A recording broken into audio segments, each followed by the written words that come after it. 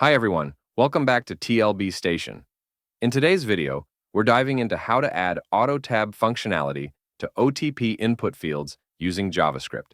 This feature will automatically move the focus to the next field as users type, making the OTP entry process smoother and more efficient. Let's get started.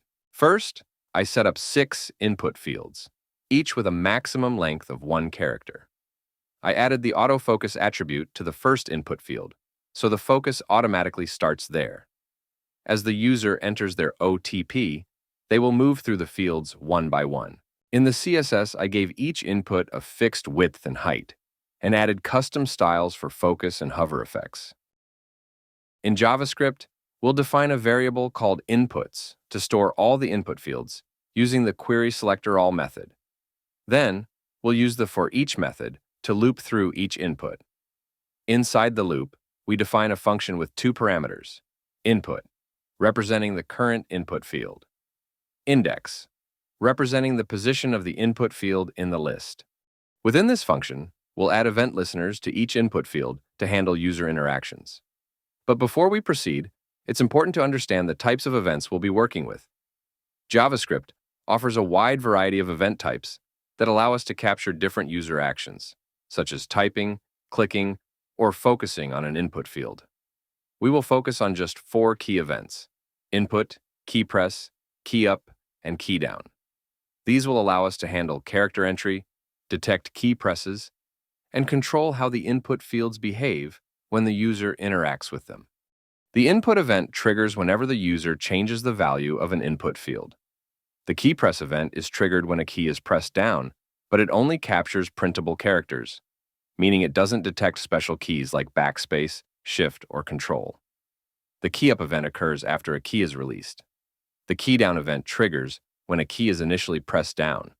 It's useful for detecting specific key actions, such as when the user presses Backspace to delete an input. So, we'll add an event listener of type key up to each input field. This event triggers when the user releases a key. Inside the function, we check if the input has exactly 1 character by checking the length of its value, and then we ensure it's not the last field by verifying if the current index is less than the last index. If both conditions are true, we automatically move the focus to the next input field using the focus method.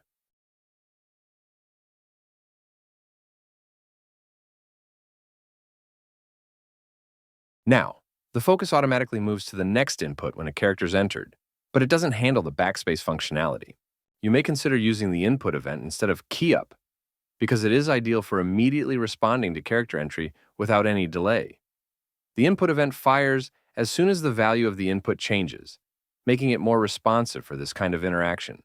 Now, to handle the backspace functionality, we'll add another event listener of type key down to check if the backspace key was pressed. We'll use a function that takes an event parameter e to access the key being pressed. Inside the function, we check if the pressed key is backspace using the e.key property. We also check if the current field is not the first field by verifying if the index greater than 0. If both conditions are met, we move the focus back to the previous input field by reducing the current index by 1. But here, there's a problem. You cannot delete the last value entered. You can only delete values that were entered before it. Therefore, the input field must be empty before we move to the previous field. So, we will add a condition to check if the current input field is empty before allowing the focus to shift back to the previous input field. And here it works as intended. If you found this video helpful, please give it a thumbs up and subscribe for more. If you have any questions or suggestions, feel free to leave a comment below. Thanks for watching, and see you next time.